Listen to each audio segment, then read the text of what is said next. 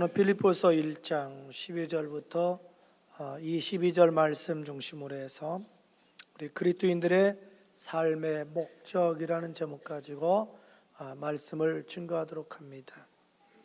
여러분, 여러분들의 삶의 목적은 무엇입니까? 여러분 지금 왜 삽니까? 무엇을 위해서 삽니까? 사람들은 자신이 세운 목적만큼 인생을 살게 되어 있습니다.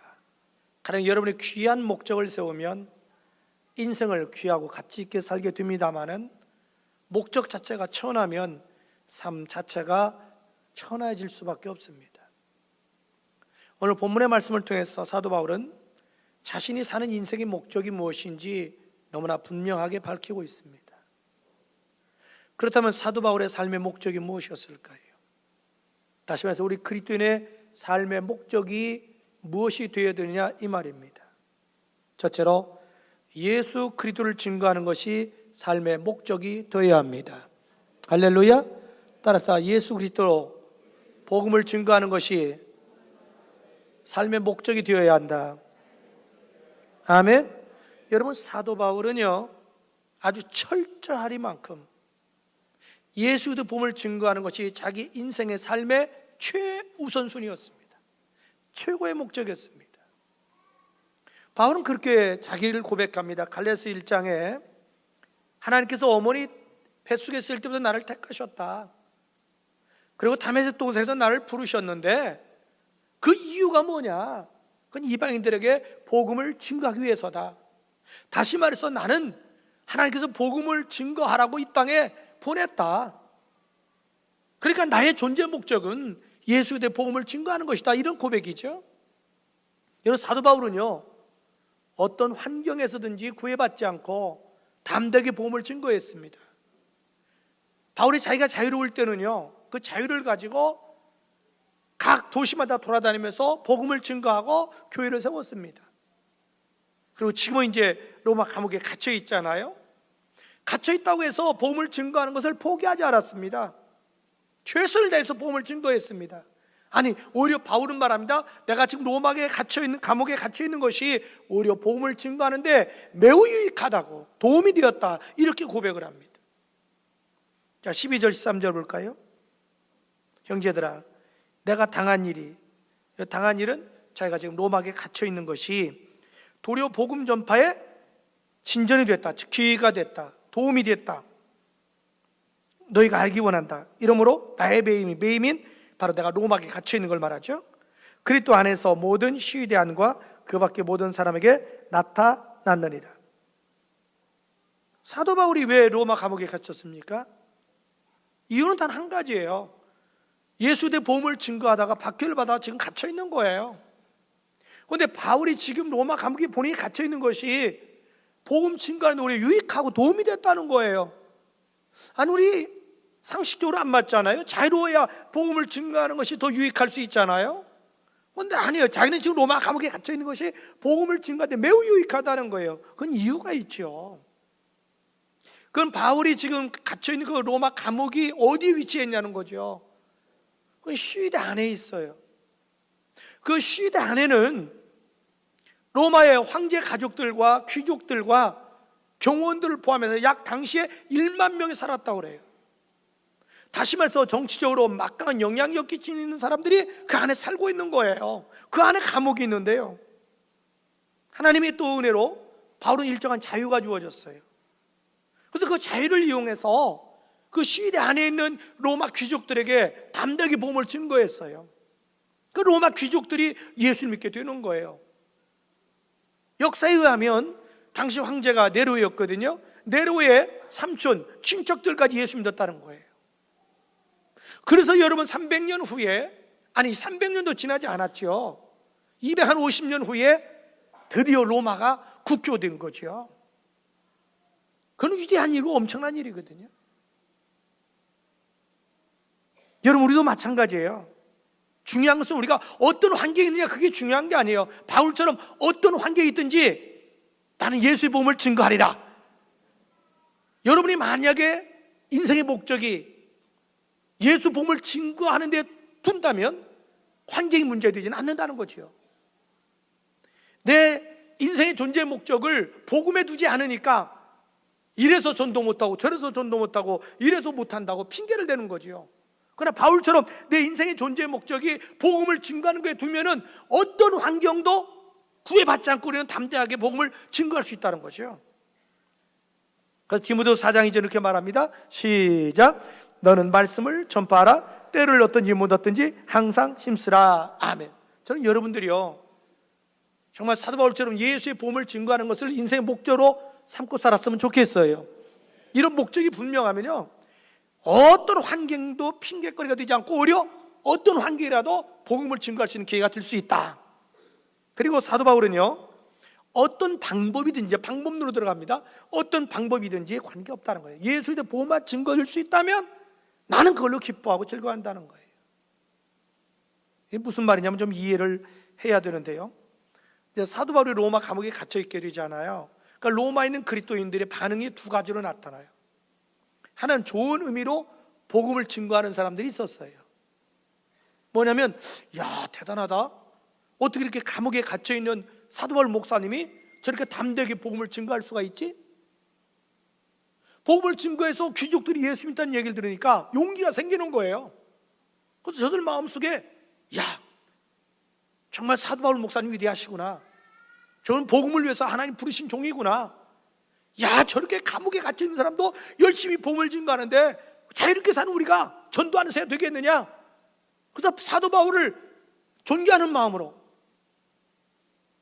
담대하게 막 복음을 증거하는 거예요.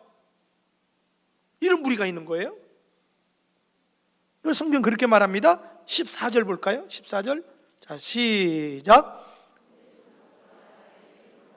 주 안에서 신뢰함으로 겁 없이 하나님의 말씀을 더욱 담대하게 전하게 되었느니라. 또 형제 중 많은 사람이 바울이 옥에 갇혀 있다. 그런데 바울이 거기서도 복음을 증거해서 귀족들까지 예수 믿었다. 거기에 도전을 받는 거예요.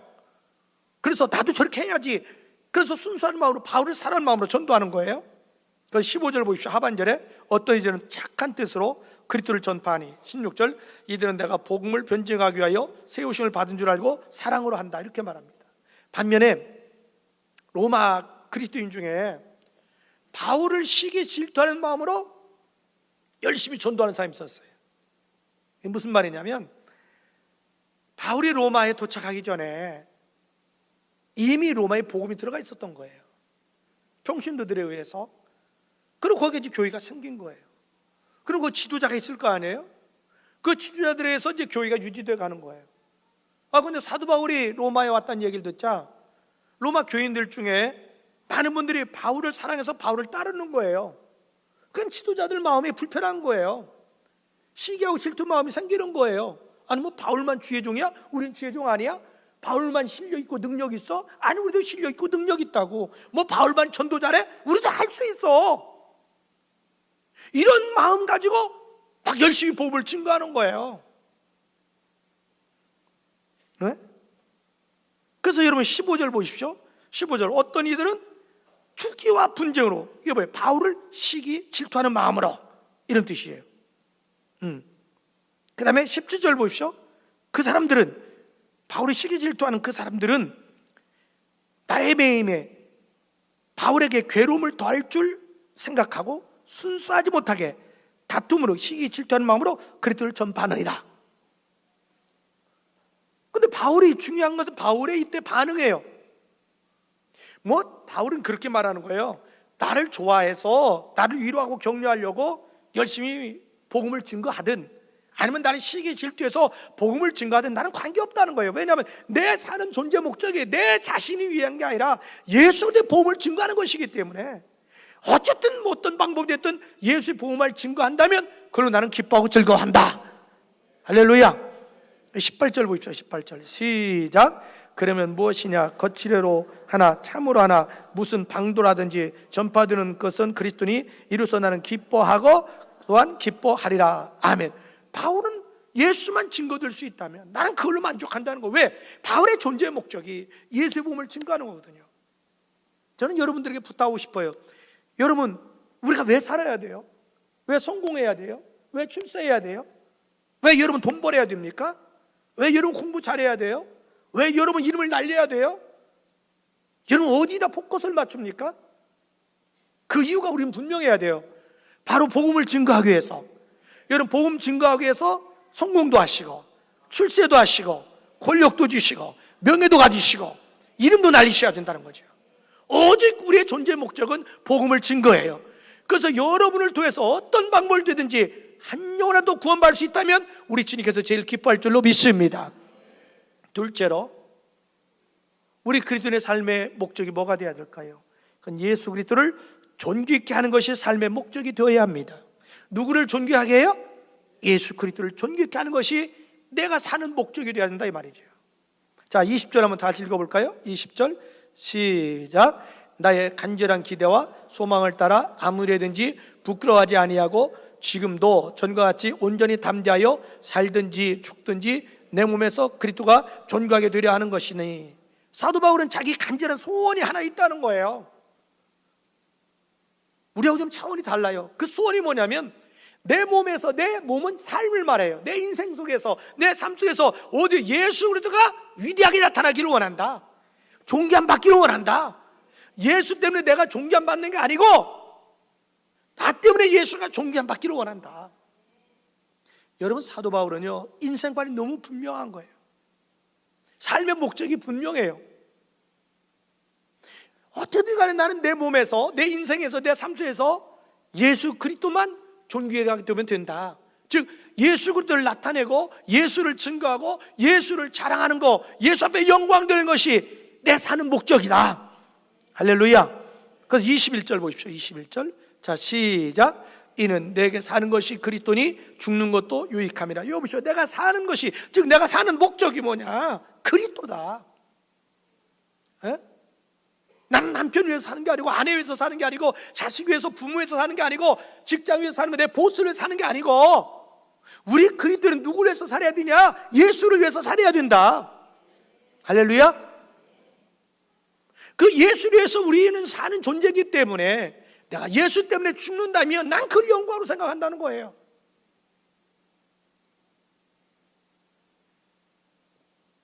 여러분 사람이요 한 번은 죽잖아요. 근데 우리 예수 믿는 사람은 죽음을 두려워할 이유가 없어요. 왜냐하면 죽으면 주님 곁에 가잖아요. 여러분 우리가 꿈에라도 소원이 있다면 예수님 한번 보는 거 아니에요? 근데 하늘나라 가면 생생히 예수를 만날 수 있잖아요. 물론 저도 좀 더 살고 싶지만 죽는다면 그렇다는 거예요. 뭐 굳이 앞장서서 죽을 이유는 없지만 죽으면 두려워하지 말라는 거지요. 왜? 죽으면 주님 옆에 가니까. 그래서 바울은 그렇게 말을 해요. 23절 한번 봅시다. 23절. 내가 그 둘 사이에 끼었으니, 이건 뭐냐? 살고 죽는 거, 삶과 죽음 이 사이에 끼었으니 차라리 세상을 떠나서 그리스도와 함께 있는 것이 훨씬 더 좋다. 왜냐하면 바울은 어느 날 기도하다가 입신에서 환상을 봤잖아요. 천국 갔다 왔잖아요. 너무 아름다움을 봤잖아요. 주님을 만났잖아요. 그런데 지금 바울 입장에서는 하루하루 사는 것이 고난의 연속이에요. 복음을 증거하다가 굶기도 하고 헐벗기도 하고 매도 맞고 감옥에도 갇히고 돌에도 맞고, 그러니 얼마나 힘들어요 그 인생이. 그러니까 난 차라리 말이야, 그냥 주님이 나 빨리 데려갔으면 좋겠다. 근데 중요한 게 있어요. 나는 헛되게 죽지 않겠다. 가치 있게 죽겠다. 예수를 위해서 살다가 예수를 위해서 죽겠다. 여러분 어차피 여러분 죽지 않아요. 그런데 세상 사람들처럼 가치 없이 살다가 무가치하게 죽어서는 안 되잖아요.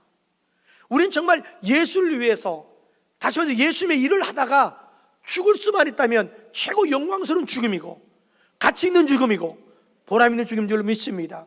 우리가 죽어서 주님 곁에 갔을 때, 여러분 스데반 집사님이 복음을 증거하다가 돌에 맞아 순교해서 죽었잖아요. 근데 죽기 직전에 영안이 열리잖아요. 영안에서 보니까 환상의 천국이 보이는 거예요. 예수님이 일어나서 자기를 대기하고 있는 거예요. 얼굴이 막 광채가 나는 거예요.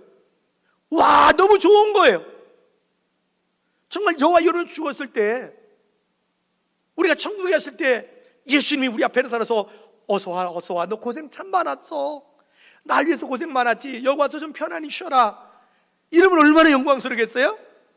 그런데 우리가 주님 앞에 갔는데 주님이 보는 순간 내 스스로 양심이 찔려서 자꾸 도망가요. 피하고 싶어져요.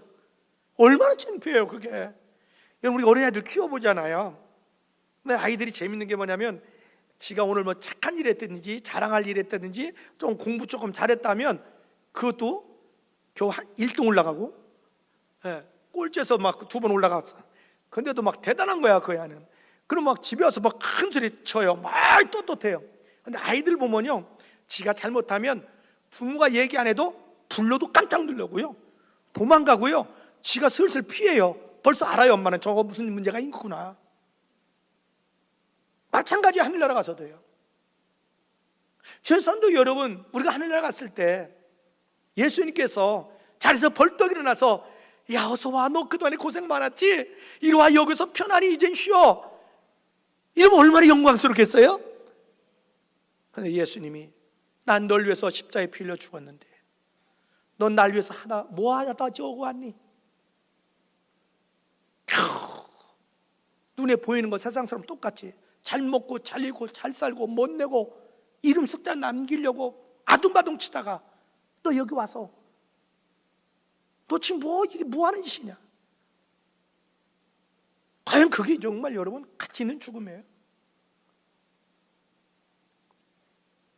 저는 여러분들이 정말 주를 위해서 살고 주를 위해서 죽는 여러분 되기를 축복합니다. 여러분, 우리가 살아서도 마찬가지예요. 지금 우리가 살아있잖아요.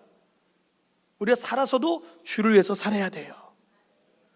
내가 여러분도 성공을 해도 예수를 위해서, 돈을 벌어도 예수를 위해서, 출세도 예수를 위해서, 공부를 해도 예수를 위해서예요. 왜? 그분이 나의 주님이시잖아요. 나의 주인이시잖아요. 그래서 로마서 14장 8절 이렇게 해요. 다 같이 시작. 우리가 살아도 주를 위하여 살고 죽어도 주를 위해서 죽나니 그러므로 사나 죽으나 우리가 주의 것이로다. 바울은 내가 누구 거냐? 주의 것이라는 거예요. 왜? 예수님이 피값을 지불하고 마귀로부터 날 사왔잖아요. 나의 주인이잖아요. 종은 누구를 위해서 살아요? 주인 위해서 살아야 되잖아요. 그래서 고린도서 6장 19절 20절 시작. 너희 몸은 너희가 하나님께로부터 받은 바 너희 가운데 계신 성령의 전인 줄 알지 못하느냐? 너희는 너희 것이 아니라 값으로 산 것이 되었으니 그런즉 너희 몸으로 하나님께 영광을 돌리라. 너희는 예수님의 피값을 줬고 샀다는 거예요. 예수의 피값을 목숨 가지고 여러분 구원해 줬다는 거예요. 그런데 주인이 전에 마귀였는데 예수라는 거예요. 그러니까 넌 예수를 위해서 살아야 된다는 거죠.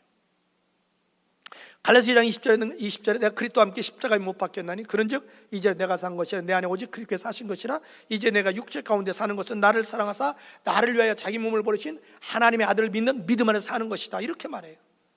바울은 내가 왜 사냐?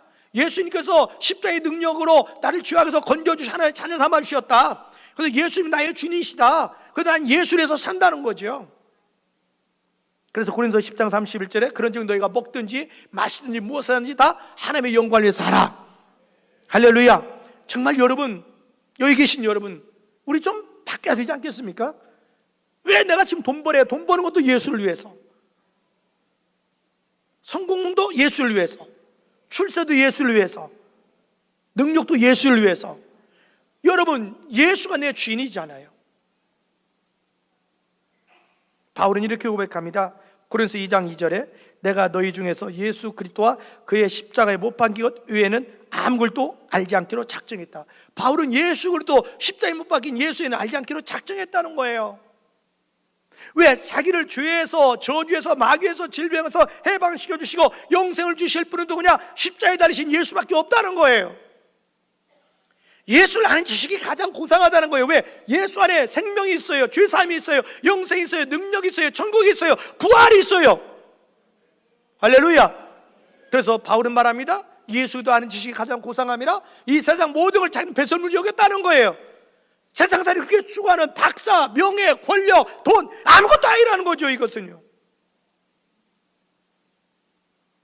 그래서 갈라디아서 6장 14절에 말합니다. 그러나 내게는 우리 주 예수 그리스도의 십자가 외에는 자랑할 것이 없다. 바로 예수의 십자가 외에는 자랑할 거 없다는 거예요. 오직 예수만이 나의 자랑거리라는 거예요. 오늘 우리는 안 그렇잖아요. 자식이 자랑거리고, 남편이 자랑거리고, 아내가 자랑거리고, 돈이 자랑거리고, 직장이 자랑거리고, 내 신분이 자랑거리잖아요. 그게 아니라는 거지요. 그런 식으로 따지면 바울은 정말 자랑할 게 많잖아요.